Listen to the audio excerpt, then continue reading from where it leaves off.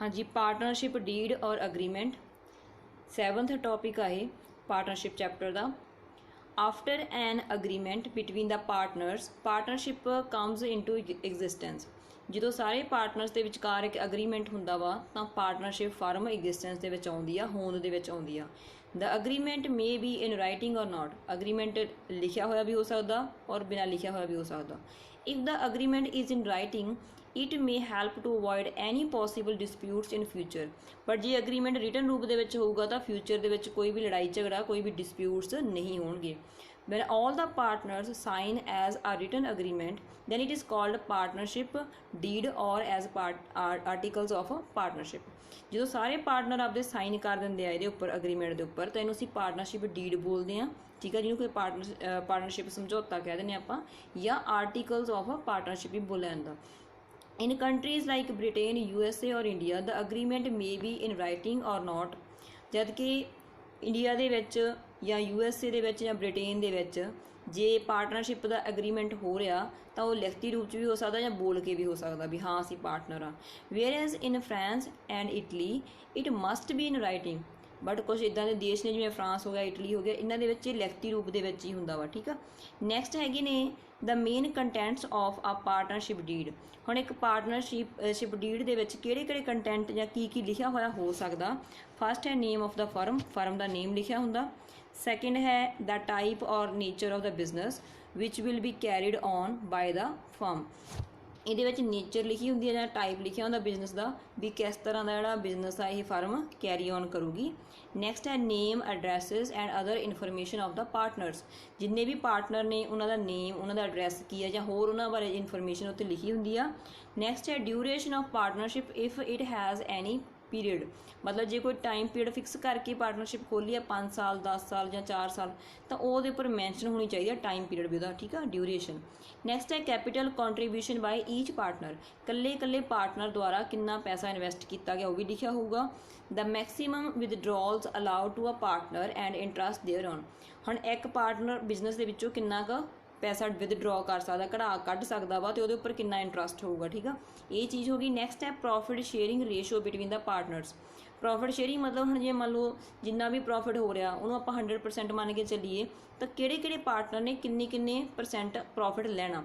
हम जो किसी पार्टनर ने इन्वेस्टमेंट वध की दैट मीनस उन्होंने प्रॉफिट भी ज़्यादा मिलेगा। सो सारी रेशो के उपर लिखी होगी।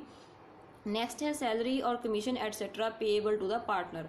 हुण कई बार इदा हुंदा वा कोई बंदा आपदे काम च स्पैशलिस्ट आ, ठीक आ, बट इन्हां ने की कीता है वो पार्टनर ही फर्म का तो उही काम ते रख लिया, नाले तो पार्टनर आ, एज अ पार्टनर प्रॉफिट भी लै सकदा जां फिर वो सैलरी भी नाल लै सकदा क्योंकि वो एक्सट्रा काम भी कर रहा, ठीक है, कमीशन वगैरह लै सकदा। The rate of interest on capital contributed by the partner. जिन्ने भी सारे पार्टनर ने जिन्ना उन्होंने पैसा विच इन्वैसट किया होया उहदे उपर उन्होंने कितना ब्याज मिलूगा, ठीक है। नैक्सट है rights and duties of the partners. Partner the rights ते ड्यूटीज़ भी उहदे लिखिया होणगियां। वैसे ये टॉपिक आप फरदर अगे डिटेल डिस्कस करांगे राइट्स एंड ड्यूटीज़ बारे। नैक्सट है loans and advances to the firm and interest payable on them. जिहड़ी फर्म असीं खोली आ पार्टनरशिप फर्म ये फर्म ने किन्ने क लोन लए होए जां किन्ने क लोकां तों एडवांस फड़िया ते किन्ना, ठीक है, तो उहदे उपर किन्ना ब्याज देना वा असीं ये लिखिया होगा। Arbitration clause for settlement of disputes between the partners. हुण जे पार्टनर्स के विचकार कोई डिस्प्यूट होंदा कोई लड़ाई झगड़ा होंदा तो उन्होंने सैटल करन दा उन्होंने सॉल्व करन दा भी इहदे विच क्लॉज लिखिया होगा भी किवें आपां हल कर सकते हैं, मतलब कोर्ट जाके या आपस दे विच, ठीक है। नैक्सट है डिवीजन ऑफ वर्क, काम डिवाइड किया होगा। 14th हैगा वा procedure to be followed on admission retirement और death of a partner for valuation of goodwill. हुण जे फर्म की गुडविल की वैल्यूएशन करनी है, ठीक है, या आप कह दीए किवें कोई परसन ऐड हो सकता बिजनेस के विच जां किवें किसी की रिटायरमेंट हो सकती है या डैथ वगैरह नाल की सारा मतलब उत्ते लिखिया हुंदा प्रोसीजर वैल्यूएशन किवें कढनी है। 15th पॉइंट देखो in case of frauds the procedure to be followed for removal of a partner. जे कोई पार्टनर फ्रॉड कर दिंदा वा धोखाधड़ी कर दिंदा वा तो की प्रोसीजर नूं असीं बाहर किवें कढ सकदे हां। नैक्सट है matter related to the admission of new partner और रिटायरमेंट ऑफ अ पार्टनर। जे मान लो कोई नवा पार्टनर ऐड करना उहदे नाल रिलेटेड किहड़े प्रॉब्लम्स हो सकदियां ने वो सारे मैटर्स या किसी ने रिटायरमेंट लैनी है वो सारे मैटर्स इहदे विच लिखे होणगे।